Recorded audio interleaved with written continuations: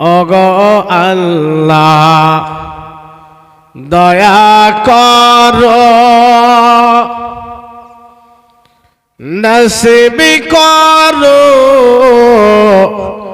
Medina ওগো আল্লাহ দয়া করো নসিব করো মদিনা দয়ার নবীকে না দেখায়া কবর মাঝে নিও না আল্লাহুম্মা সাল্লি আলা মাওলানা মুহাম্মদ ওয়া আলা সাইয়্যিদিনা ওয়া আলা সাইয়্যিদিনা মাওলানা সাল্লাল্লাহু তাআলা আলাইহি ওয়াসাল্লাম। সমস্ত প্রশংসা সমস্ত গুণাবলী মহান করুণাময় দয়ালু দাতা এক আল্লাহু তাবারাক ওয়া তাআলার জন্য।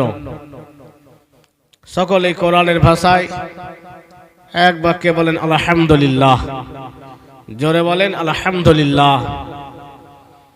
দরুদ ও সালাম অবতীর্ণ হক নবী কুলের শিরোমণি মা আমিনার নয়নমণি হযরত মুহাম্মদ মুস্তাফা সাল্লাল্লাহু তাআলা আলাইহি ওয়াসাল্লামের উপরে।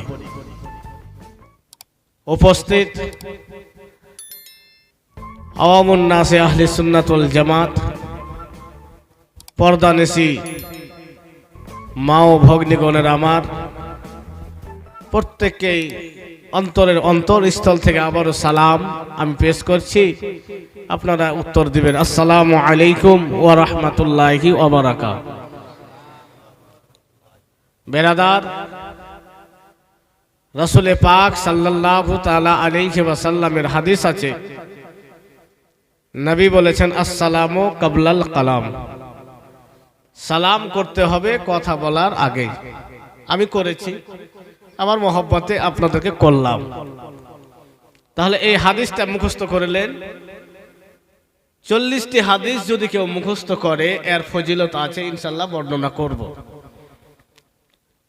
আসসালামু ক্বাবলাল কালাম এটি একটি হাদিস। আর একটি হাদিস, মানে এগুলো আমি কেন এটা হাদিস কয়েকটি বলি, সাদকায়ে জারিয়া হিসাবে এই কারণে বলি যে কয়েকটি ছোট ছোট হাদিস। ছোট হলো এর ভাব অর্থ, এর ফজিলত অনেক আছে। নবী বলেছেন মান তাআল্লামাল কুরআনা ওয়া আল্লামা, তোমাদের মধ্যে ওই ব্যক্তি ভালো যে কোরআন শিখলো এবং কোরআন শিক্ষা দিল। দুইটি হাদিস হলো। নবী আমার বলেছেন নাওমাস সুবহাতে ইয়ামনাআন রিজকা, নাওমাস সুবহাতে ইয়ামনাআর রিজকা, যে ব্যক্তি সকালে ঘুমিয়ে থাকলো, ফজরের নামাজ পড়লো না, তার জন্য খোদার রিজক নিষেধ। এটা একটা হাদিস। রাসূল পাক সাল্লাল্লাহু আলাইহি সাল্লাম বলেছেন বনিয়াল ইসলাম আলাল খামস, ইসলামের স্তম্ভ হচ্ছে 5টি। ইসলামের মূল স্তম্ভ হচ্ছে, খুঁটি হচ্ছে স্তম্ভ 5টি। এটি একটি হাদিস। নবী আমার বলেছেন মৌতুল আলিমে মৌতুল আলাম, একজন আলিমের মৃত্যুতে একটি জাহানের মৃত্যু। নবী আমার বলেছেন তাদারুসুল ইলমে সাআতাও মিনাল লাইল খায়রুম মিন ইহয়াইহা, যে ব্যক্তি ইলমে দ্বীনের চর্চা আলোচনা 1 ঘন্টা শুনবে, কোন ব্যক্তি যদি সারা রাত নফল নামাজ পড়ে, এই 1 ঘন্টায় আলোচনা সারা রাত জাগা থেকে উত্তম। জোরে বলেন সুবহানাল্লাহ। রাসূল পাক সাল্লাল্লাহু তাআলা আলাইহি ওয়াসাল্লাম থেকে কয়েকটি হাদিস আমি পড়লাম।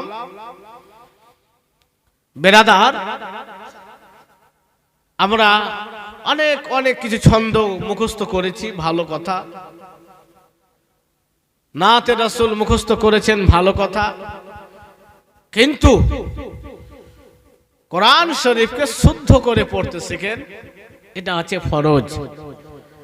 নামাজে যদি আজকে এখানে সবথেকে বড় খবর যে কোরআনের আয়াত সূরা পড়া হয়েছে, কম্পিটিশন হয়েছে। কেউ ফার্স্ট হলো, কেউ সেকেন্ড হলো, কেউ থার্ড হলো, তারপরে কেউ কেউ হয়েছে।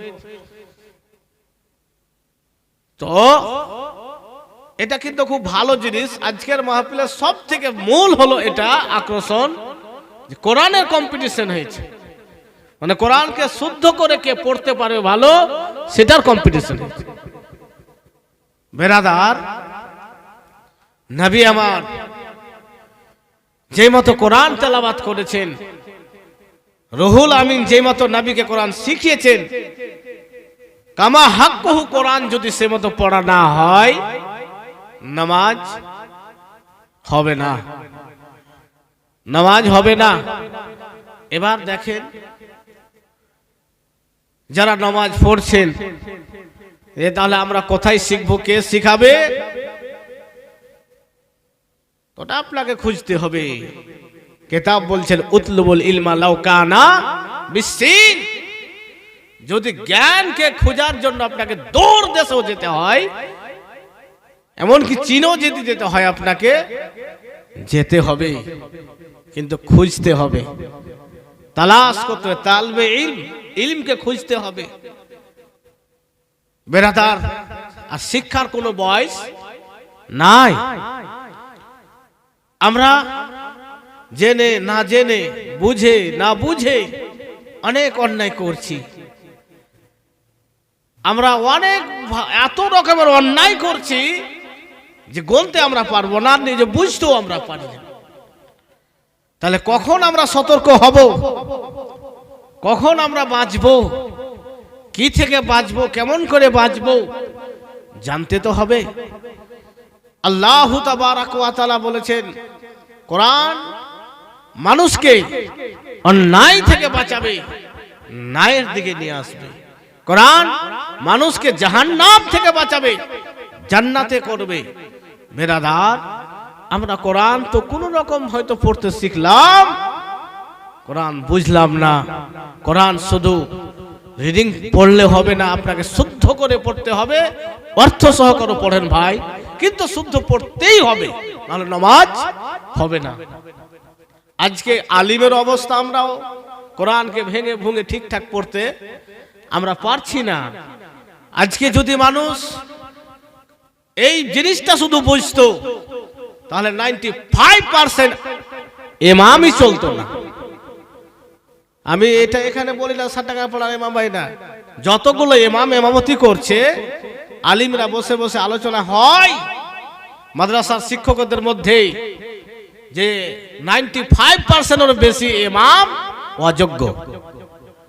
এবার একজন, আমি মুক্তাদি, আমার কোরআন হয় না, তাই বলে ইমাম সাহেবের পিছনে যাচ্ছি নামাজ পড়তে।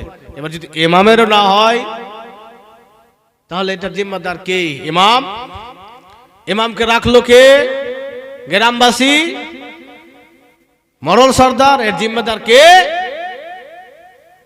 বেরাদার, আমরা শরীয়ত থেকে এত দূরে, কোরআন হাদিস থেকে এত দূরে, পায়খানা থেকে এত দূরে আমরা নাই, মদ থেকে দূরে নাই, জেনা থেকে দূরে নাই, চুরি থেকে দূরে নাই, মিথ্যা থেকে দূরে নাই।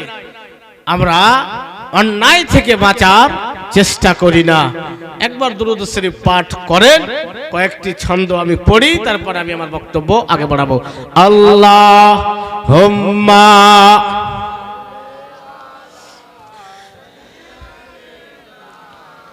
মাওলানা মুহাম্মদ ওয়া আলা সাইয়্যিদিনা ওয়া আলা মাওলানা। পৃথিবী না জানুক আমি তো জানি পৃথিবী না জানুক, আমি তো জানি আমি কি পাপ করেছি। হায়, আমি কথাগুলো বলেছি, বুঝতে পারছেন তো? আমার আওয়াজ এত জোরে নাই যে মাইকে ফাটিয়ে দেবো, যাতে করে বুঝতে পারেন, ভালো লাগে সেই মতোই বলবো। পৃথিবী না জানুক, আমি তো জানি আমি কি পাপ করেছি। হায়, আমার পাপের করলে বিচার, বাঁচার আমার নাই উপায়। দয়াময় খোদা মাফ করো আমায়, মাফ করো আমায়। পৃথিবী না জানুক, আমি তো জানি আমি কি পাপ করেছি। হায়, আমার পাপের করলে বিচার, আমার পাপের করলে বিচার, বাঁচার আমার নাই উপায়। দয়াময় আল্লাহ মাফ করো আমায়, মাফ করো আমায়। জেনে না জেনে আমি করেছি পাপ, জেনে না জেনে আমি করেছি পাপ। করেছি কত তোবা, করেছি অনুতাপ। জেনে না জেনে আমি করেছি পাপ, করেছি কত তোবা, করেছি অনুতাপ। দুদিনে আবার সব ভুলে আমি, দুদিনে আবার সব ভুলে আমি মজে গিয়েছি দুনিয়ায়। মাফ করো আমায়। পৃথিবী না জানুক, আমি তো জানি পৃথিবী না জানুক, আমি তো জানি আমি কি পাপ করেছি। হায়, আমার পাপের করলে বিচার, আমার পাপের করলে বিচার, বাঁচার আমার নাই উপায়। দয়াময় তুমি মাফ করো আমায়। বেরাদার, আল্লাহু তাবারাক ওয়া তাআলা একটি কাপড়কে সাফ করার জন্য আমাদেরকে অনেক পানি লাগে। ময়লা দূর করতে এক বালতি দুই বালতি যদি আপনার বেশি অপবিত্র থাকে, অনেক পানি ব্যবহার আমরা করি ময়লা সাফ করতে। কিন্তু আমাদের লক্ষ লক্ষ কোটি কোটি গুনাহ এক চোখের এক বিন্দুতেই মাফ হয়ে যাবে। জোরে বলেন সুবহানাল্লাহ। কারণ আল্লাহ হচ্ছেন গফুরুর রহিম। আমরা হাজার হাজার গুনাহ করেছি, কিন্তু তাহাজ্জুদের সময় তাহাজ্জুদে উঠে সিজদাতে গিয়ে গভীর রজনীতে মহান রব্বুল আলামিনের দরবারে ক্রন্দন করেন, সেই চোখের এক ফোঁটা পানি আপনার জীবনের সব গুনাহকে শেষ করে দেবে। জোরে বলেন সুবহানাল্লাহ। বেরাদার ইসলাম মুআজ্জাজ সামাইনে কেরাম, কিয়ামতের দিবসে মহান রব্বুল আলামিন জাহান্নামকে এমন ভাবে বেঁধে রাখবেন, আল্লাহ তাবারাক ওয়া তাআলার ফেরেশতাগণ জাহান্নামকে ধরে থাকবে। ভাইজান বন্ধুগণের আমার, আল্লাহ তাবারাক ওয়া তাআলার আদেশে যেন জাহান্নামকে আনা হবে, জাহান্নামকে আনার আদেশ করা হবে। জাহান্নামকে ছাড়া হোক, হালকা ঢিল দেওয়া হোক। ভাইজান, জাহান্নাম এমন ভাবে মানুষের দিকে আসবে, জাহান্নাম যেন মুহূর্তের মধ্যে সব মানুষকে খেয়ে ফেলবে। জাহান্নাম এত ক্ষুধার্ত থাকবে, তো মানুষ সব ভয়ে কম্পিত হতে শুরু করবে, কম্পন করতে শুরু করবে যে এই তো জাহান্নাম আমাদেরকে শেষ করে দিবে। কে কে বাঁচাবে এই জাহান্নাম থেকে? কে বাঁচাবে এই জাহান্নাম থেকে? মানুষ ছুটাছুটি করবে, মানুষ ভয়ে ভীতু হয়ে, সবাই ভয়ে ভীতু হয়ে থাকবে। এমনই অবস্থায় দোজাহানের বাদশাহ আকায়ে নামদার, মদিনার তাজদার, আমার আপনার নবী মহান রব্বুল আলামিনের দরবারে সিজদায় পড়ে যাবে। জোরে বলেন সুবহানাল্লাহ। বেরাদার ইসলাম মুআজ্জাজ সামাইনে কেরাম, আমার আপনার নবী দোজাহানের বাদশাহ রাসূল পাক সাল্লাল্লাহু তাআলা আলাইহি ওয়াসাল্লাম সিজদায় পড়ে মহান রব্বুল আলামিনের দরবারে কান্না করবেন। রব্বুল আলামিন, ওগো মাবুদ, এই জাহান্নামের হাত থেকে আমার উম্মতকে রক্ষা করো, যতগুলো মানুষ রয়েছে সবাইকে রক্ষা করো, না হলে রব্বুল আলামিন এক মুহূর্তের মধ্যে এই জাহান্নাম যেইভাবে ছুটে আসতেছে, জাহান্নাম যত ক্ষুধার্ত অবস্থায় রয়েছে সবকে শেষ করে দিবে রব্বুল আলামিন। সেই সময় দোজাহানের বাদশাকে বলবেন, ও আমার নবী, এই নাও, এই জলগুলো নিয়ে নাও, এই জল ছিটিয়ে দাও, জাহান্নাম শান্ত হয়ে যাবে। নবীকে জল দেওয়া হবে, আমার আপনার নবী জল ছিটাবে, জাহান্নাম শান্ত হয়ে গেল। সেই সময় আমার আপনার নবী জিজ্ঞাসা করলেন, রব্বুল আলামিন, এই জলটা কোন জল?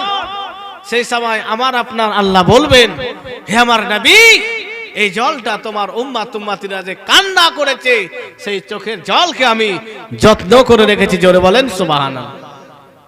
তাহলে আমরা হাজার হাজার গুনাহ অন্যায় করি, আর যদি মন থেকে তওবা করে নি, আল্লাহ তাবারাক ওয়া তাআলার দরবারে কন্দন করি, তো জাহান্নামের এত তাপ আগুনকে এক ফোঁটা জলের জলে শান্তি করে দিবে। জোরে বলেন সুবহানাল্লাহ। তো যাই হোক, জাহান্নাম আমরা শুনি, জাহান্নামটা গর্ত কতটুকু একটু কিতাবে অনুমান দিয়েছে। রাসূল পাক সাল্লাল্লাহু তাআলা আলাইহি ওয়াসাল্লাম সাহাবাদের কাছে আছেন, এমনই সময় একটি আওয়াজ শুনতে পেলেন। নবী আমার জিজ্ঞাসা করলেন, হে আমার সাহাবারা, তোমরা কি কিছু আওয়াজ শুনতে পেয়েছো? বলে, হ্যাঁ ইয়া রাসূলুল্লাহ, একটা আওয়াজ শুনতে আমরা পেলাম। কিসের আওয়াজ? বলে, আল্লাহ রাসূল আলাম, আল্লাহ এবং আল্লাহর রাসূল এই ব্যাপারে বেশি জানেন। নবী আমার বলেছেন, আজ থেকে নিয়ে ৭০ বছর আগে জাহান্নামের ওপর থেকে একটি ভারী পাথরকে ছাড়া হয়েছে, ৭০ বছর পর জাহান্নামের নিচে যে পৌঁছেছে। জোরে বলেন সুবহানাল্লাহ। অনুমান করেন, আপনি গাছের উপরে উঠছেন বা কিংবা ব্রিজ থেকে নিচের দিকে তাকাচ্ছেন, অনেক গর্ত আছে, আপনি মুখ থেকে থুতু ফেলছেন, মুহূর্তের মধ্যে হালকা থুতু পৌঁছে যাচ্ছে। ভাই, এত ভারী পাথর যদি ৭০ বছর লাগে পৌঁছিতে, তাহলে গর্ত কতটুক? বেরাদার, একটু অনুমান করতে হবে। বেরাদার ইসলাম, আমি আল্লাহ তাবারাক ওয়া তাআলার পবিত্র কোরআনুল মাজিদ ফুরকান ও হামিদ থেকে আয়াতে কারিমা তেলাওয়াত করেছি। আল্লাহ তাবারাক ওয়া তাআলা বলেন, ইয়া আইয়ুহাল্লাযীনা আমানু দুখুলু ফিস-সিলমি কাফা, হে বিশ্বাসী বান্দা বান্দিগণ, তোমরা ইসলামে পরিপূর্ণভাবে দীক্ষিত হয়ে যাও। ইসলামে পরিপূর্ণভাবে দীক্ষিত হয়ে যাও। তাহলে দীক্ষিত হতে হলে আমাদেরকে পরিপূর্ণভাবে হতে হবে। যেই মতো হযরতে খাদিজাতুল কুবরা, যেই মতো হযরতে আবু বকর সিদ্দিক, যেই মতো হযরতে আয়েশা হুমায়রা, যেই মতো হযরতে ফাতেমাতুজ জোহরা, যেই মতো হযরতে বিলাল, হযরতে উসমান, হযরতে উমর, হযরতে হায়দার ইসলামে পরিপূর্ণ রূপে দীক্ষিত হয়ে গিয়েছেন, ছিলেন, শেষ জীবন পর্যন্ত ছিলেন। বেরাদার, আমাদেরকেও তাদের নাই, তাদেরকে ফলো করে চলতে হবে। বেরাদার ইসলাম, আজকের যে এই মাহফিল, জনাব মরহুম মগফুর মকবুল হুসাইন সাহেব এবং মরহুম ফরাদ বা ফরহাদ সাহেবের ইসালে সওয়াবের জন্য আজকের এই মাহফিল। ওনারা বড় খুশনসিব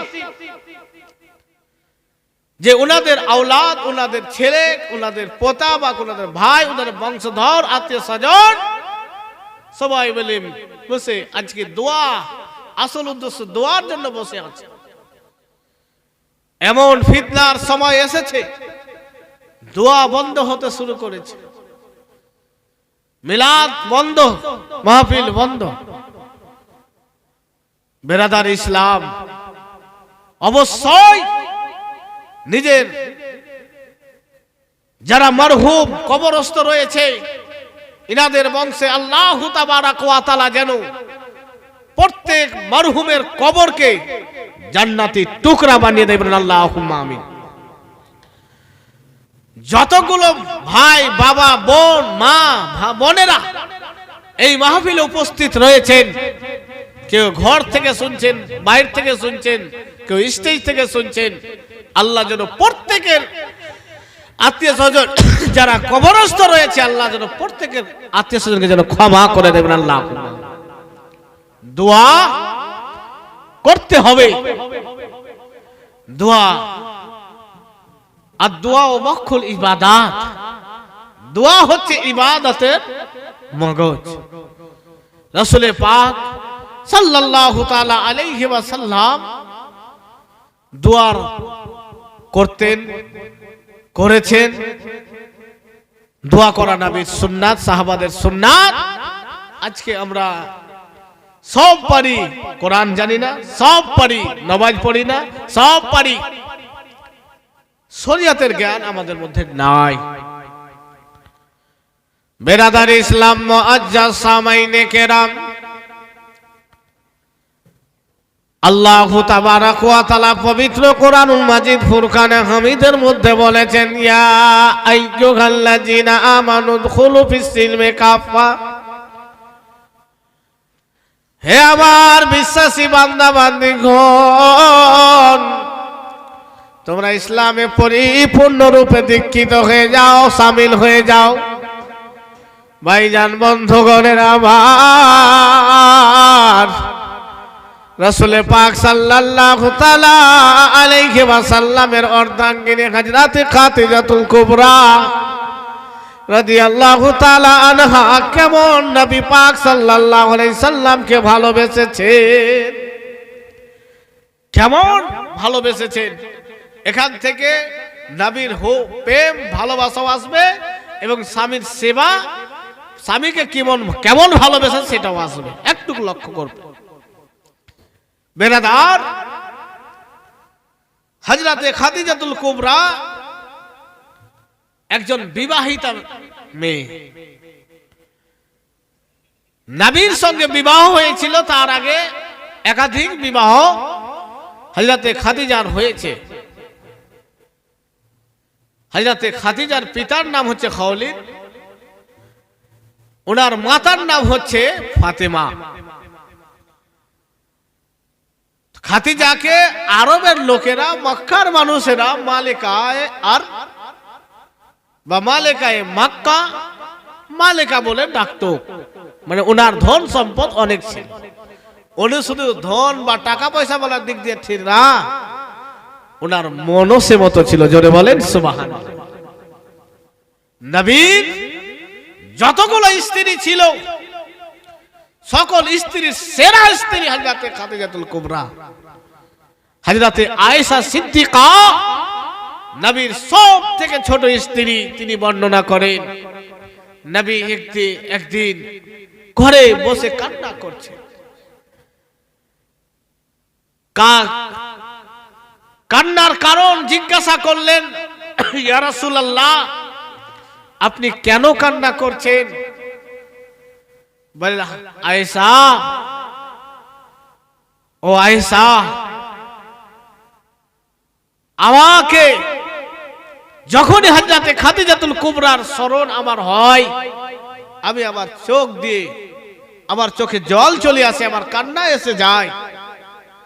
তাই হযরতে আয়েশা সিদ্দিকা বলেন, ইয়া রাসূলুল্লাহ আপনি কি দুঃখ পেয়েছেন, কষ্ট পেয়েছেন? আমরা তো আছি। বলে আয়েশা, তুমি আমার এখন কাছে রয়েছে, আমার দায়িত্ব রয়েছে, তুমি সুখের সময় রয়েছে আয়েশা। কিন্তু খাদিজাতুল কুবরা এমন সময় আমার সঙ্গী ছিল, এমন সময় আমার সঙ্গী ছিল, যেই সময় আমার বংশের লোক আবু তালিব ব্যতীত কে আমার সঙ্গ দেয়নি, আমার গ্রামের লোক আমার কেউ সঙ্গ দেয়নি। আয়েশা, আমি এই কারণে এত খাদিজাকে আমি ভালোবাসি, যে খাদিজার টাকা পয়সা ধন সম্পদ আমি আমার গরিব উম্মতকে বেটে দিয়েছিলাম। বেরাদার ইসলাম মুআজ্জাজ সামাইনে কেরাম, ভাইজান বন্ধুগণের আমার, কিতাব বলে হযরতে খাদিজাতুল কুবরা রাদিয়াল্লাহু তাআলা আনহার সঙ্গে বিবাহের কথা নবী আমার হযরতে আবু তালিবের তত্ত্বাবধানে রয়েছে, আবু তালিবের দায়িত্বে রয়েছেন। মা হারা বাবা হারা নবী আমার আবু তালিবের কাছে রয়েছেন। আবু তালিবের অবস্থা ভালো ছিল না, আবু তালিবের পারিবারিক অবস্থা ভালো ছিল না, অর্থের ব্যাপারটা ঠিক ছিল না। হযরতে রাসূল পাক সাল্লাল্লাহু তাআলা আলাইহি ওয়াসাল্লাম চাচা জানের অবস্থার দিকে লক্ষ্য করে চিন্তা ভাবনা করলেন, আমি যদি কোনো কাজ করি তাহলে আমার চাচা জানের বড় সুবিধা হবে, আমার চাচা জানের পরিবার চালাতে অসুবিধা হচ্ছে। ভাইজান বন্ধুগণের আমার, রাসূল পাক সাল্লাল্লাহু তাআলা আলাইহি ওয়াসাল্লামের কথা মানুষের মুখে মুখে, সবার মুখে মুখে ছড়িয়ে পড়েছিল। মোহাম্মদ আব্দুল্লাহর ছেলে মোহাম্মদ, আবু তালিবের ভাতিজা মোহাম্মদ, আব্দুল মুত্তালিবের পোতা মোহাম্মদ এত সত্যবাদী, এত সত্যবাদী, কখনো মিথ্যা কথা বলে না। নবী সত্যবাদী, দোষ দুশ্মন সবার মুখে মুখে ছড়িয়ে গিয়েছিল। এই খবর হযরতে খাদিজাতুল কুবরার কানেও গিয়েছিল, উনিও জেনেছিলেন খাদিজার স্বামী যেহেতু নাই, উনার ধন সম্পদ টাকা পয়সা, উনি যে ব্যবসা করেন লোককে পাঠায়, একটা লোকের দরকার ছিল, সত্যবাদী একজন লোকের দরকার ছিল। যদি ভালো মানুষ পেয়ে যায় তাহলে আমি আমার ব্যবসার মাল তাকে দিয়ে পাঠাবো, সে আমার হিসাব রাখবে। বেরাদার ইসলাম মুআজ্জাজ সামাইনে কেরাম, আল্লাহর নবী দুজাহানের বাদশা হযরতে খাদিজাতুল কুবরা রাদিয়াল্লাহু তাআলা আনহার যেন কথা জানতে পেরেছেন, মানুষ লাগবে, কাজের মানুষ লাগবে। হযরতে খাদিজাতুল কুবরা নবীর মতো একজন মানুষের খোঁজাখুঁজি ছিলেন, খুঁজেছিলেন, যদি পেয়ে যায় তাহলে এই মতো সত্যবাদী লোককে আমি আমার মালের দায়িত্ব করে দিয়ে পাঠাবো। ভাইজান বন্ধুগণের আমার, হযরতে খাদিজাতুল কুবরার মালকে খাদিজাতুল কুবরার বয়োজ্যেষ্ঠ গোলাম মাইসারার সঙ্গে নিয়ে ব্যবসার জন্য আমার আপনার নবী রওনা হলে, কথাবার্তা হলো, মাইসারার সঙ্গে আমার আপনার নবী মাল নিয়ে গেলেন। হযরতে খাদিজাতুল কুবরা বলেছিলেন, মুহাম্মদ, মক্কার মানুষের সবার মুখে তোমার সুনাম শুনেছি, প্রশংসা শুনেছি, কেউ তোমার বিরুদ্ধে কথা বলেনি যে মিথ্যা বলে। তো মুহাম্মদ, তুমি যদি আমার মাল বেচা কিনা করো, আমি অন্য অন্য লোককে যা দিই তার থেকে বেশি আমি তোমাকে দেব। বেরাদার ইসলাম মুআজ্জাজ সামাইনে কেরাম, মাইসারার সঙ্গে যেন হযরতে রাসূল পাক সাল্লাল্লাহু তাআলা আলাইহি ওয়াসাল্লাম যেন ব্যবসাতে গেলেন। ভাইজান, বন্ধুগণের আমার, যেতে যেতে রাস্তায় যেন যাইতেছেন, মাইসারা যেন দেখতেছেন আল্লাহর নবী দোজাখানের বাদশা যে দিক দিয়ে চলছেন, যদি কিছু গাছপালা না থাকে, যেন কোথা থেকে মেঘ এসে যেন রাসূল পাক সাল্লাল্লাহু তাআলা আলাইহি ওয়াসাল্লামের মাথার উপরে ছায়া করতেছেন, যেন ফেরেশতারা নবীর উপরে পাখা ঝোকাতেছে। রাস্তায় চলছেন নবী, গাছ নাই, কিছু নাই, ময়দান মরুভূমির উপরে। তো মরুভূমির গরম বালি ঠান্ডা শীতল হচ্ছে, আর উপরে কে যেন ছায়া করতেছে। মাইসারা এগুলো দেখতেছেন। যেতে যেতে এক জায়গায়, একটি জায়গাতে আরামের জন্য আমার আপনার নবী বসলে, সেই জায়গাতে একজন রাহিব নাস্তুরা সে দেখলেন যে একটি ছেলে বসে আছে। তো খাদিজাতুল কুবরার যেই গোলাম মাইসারা মাল নিয়ে যেত, তাকে সেই নাস্তুরা রাহিব চিনত, কারণ উনি অনেকবার ওপর দিয়ে গিয়েছে সেই রাস্তা দিয়ে। যে মতো আপনারা আমাকে চিনেন, আমি আপনাদেরকে চিনি, আপনারা আমাকে চিনেন, কারণ আমি এখানে আর আগে থেকেছি, এসেছি। তো নাস্তুরা রাহিব মাইসারাকে ডেকে বলছেন, মাইসারা, ওই যে দূরে গাছের কাছে একটি ছেলে বসে আছে, ছেলেটা কে, কোথায় বাড়ি, তার নাম কি? বলেন কেন? বলে বলো তার নাম কি? সেই সময় নাস্তুরা রাহিব বলেছিল, মাইসারা, আমাকে তো মনে হচ্ছে এই ছেলেটা দুনিয়ার কোন সাধারণ ছেলে না। জোরে বলেন সুবহানাল্লাহ। বেরাদার ইসলাম মুআজ্জাজ সামাইনে কেরাম, সেই সময় নাস্তুরা রাহিবকে মাইসারা বলেছিলেন, ছেলেটার নাম হচ্ছে মুহাম্মদ। বলে এর বাবার নাম কি? বলে আব্দুল্লাহ। এর দাদার নাম কি? বলে আব্দুল মুত্তালিব। বলে বংশের নাম কি? হলো কুরাইশ। বলে কুরাইশের কোন শাখাতে রয়েছে? বলে হাসমি গোত্রে রয়েছে। ভাইজান, বন্ধুগণের আমার, আল্লাহর নবী সাল্লাল্লাহু তাআলা আলাইহি ওয়াসাল্লামের এই কথা মাইসারার মুখ থেকে যখন শুনলেন, সেই সময় নাস্তুরা রাহিব বলেছিলেন, মাইসারা, তোরা যেমন ইনজিল কিতাব থেকে, আসমানি কিতাব থেকে এই কথাই প্রমাণ করে, যার নাম মুহাম্মদ হবে তার পিতার নাম আব্দুল্লাহ হবে, আব্দুল্লাহর পিতার নাম আব্দুল মুত্তালিব হবে, বংশের নাম কুরাইশ হবে, কুরাইশ বংশের হাসমি গোত্র হবে, সেই বংশে হাসমি গোত্রে আব্দুল্লাহর পৃষ্ঠ থেকে, আমিনার গর্ভ থেকে দোজাহানের বাদশা পয়দা হবে। নাস্তুরা মাইসারা, এটা হচ্ছে দুনিয়ার কোনো ছেলে না, এই গাছের তলে কোনো সাধারণ লোক আজ পর্যন্ত বসেনি। ও মাইসারা, এটাই হচ্ছে শেষ জামানার নবী। বলেন মাইসারা, তুমি কি কিছু বুঝতে পারছো? এর ব্যাপারে কিছু তুমি জানো? সেই সময় নাস্তুরা বলছে, নাস্তুরাকে মাইসারা বলছেন, আমিও কিছু দেখেছি। বলে কি দেখেছো? বলে একটু বর্ণনা করো। বলে রাস্তায় দেখেছি, যদি গাছের ধার দিয়ে চলছে তো গাছগুলো ঝুঁকে যাচ্ছে। জোরে বলেন সুবহানাল্লাহ। যদি ফাঁকা ময়দানে চলছে তো কোথা থেকে মেঘ এসে এর উপরে ছায়া করতেছে। তো বলে এই ছেলেটা কোনো সাধারণ ছেলে না, এটা হলো শেষ জামানার নবী। মাইসারা খবর পেয়ে গেলেন। বেরাদার ইসলাম মুআজ্জাজ সামাইনে কেরাম, ভাইজান বন্ধুগণেরা আমার, মাইসারার সঙ্গে হযরতে খাদিজাতুল কুবরা রাদিয়াল্লাহু তাআলা আনহার মালকে বেচা কিনা করে নিয়ে পাঁচজন মক্কার দিকে রওনা হয়েছেন। ভাইজান বন্ধুগণেরা আমার, ওই নাস্তুরা রাহিমের কথা শুনে যেন মাইসারা আরো নবীর দিকে লক্ষ্য করতেছেন। দেখি তো কেমন কি আমি দেখতে পাই। রাস্তাতে মাইসারা রাস্তাতে মাইসারা এই নাস্তুরা রাহিমের কথাকে মনে গেঁথে রেখেছে।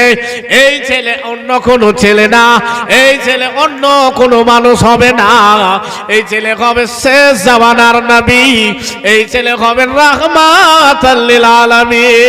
ভাইজান বন্ধুগণেরা আমার, নাস্তরার সঙ্গে যেন মাল বেচে মক্কার দিকে না চলতেছেন। এমনই অবস্থায় মক্কা থেকে কিছু দূরে রয়েছেন হযরতে খাদিজাতুল কুবরাও জানেন এখন মুহাম্মদ, এখন মাইসারা আমার বাড়িতে চলে আসবে, আর কিছুক্ষণ পরে আসবে। হযরতে খাদিজাতুল কুবরা যেন অপেক্ষায় রয়েছে। ভাইজান হযরতে খাদিজাতুল কুবরা যেন উপর স্থানে চড়েছেন, যেন দূর থেকে দেখতেছেন মাইসারা আসতেছেন, আল আমিন আসতেছেন। হযরতে খাদিজাতুল কুবরা যেন দূর থেকে উপরে চলেছেন, তাকাচ্ছেন, এই তো আল আমিন আসছে, এই তো আমার দাস মাইসারাও আসছে। হযরতে খাদিজাতুল কুবরা কি দেখছেন, বাহ কি চমৎকার! আল আমিনের মাথার উপরে মেঘের ছায়া করে আছে, গাছগুলো নত হয়ে যাচ্ছে। হযরতে খাদিজাতুল কুবরা লক্ষ্য করলেন মক্কার মানুষের মুখ থেকে যা শুনেছিলেন, সত্যবাদী সবার মুখ থেকে শুনেছিলেন, হযরতে খাদিজাতুল কুবরা এই মাঝে যা দেখছেন নিজেই দেখছেন এবং আসলেন।